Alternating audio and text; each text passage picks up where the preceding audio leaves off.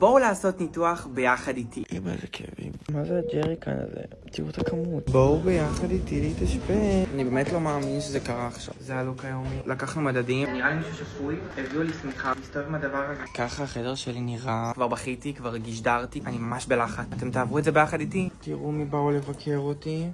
היפים שלי. השעה עכשיו 8 בערב. אסור לי לאכול שום דבר מ-12 בעלה, אז תחייב גבינה לבנה.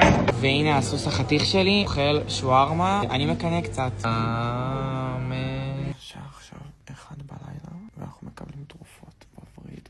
בוקר טוב לכולם. הראו אותי כי יש לי ניתוח עכשיו. זה הולך להיות הלוק היומי שלנו. אומייגאד. זה שסתי בצ'כי. אני מוכנה.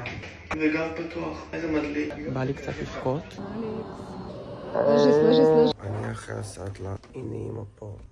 ואני פה. וסוסי פה. שומרים עליי כל היום. אמא מנסה להריב אותי קצת. Days later. הודיעו לי שאני משתחרר היום, עבר יומיים, הספיק לי לחלוטין, אני מרגיש אש, אני כוסית על, I'm back, ושום ניתוח קטן אפנדציט לא ינצח אותנו גייז, אלכס שינוי מין, אתם לא נורמליים באלוהים.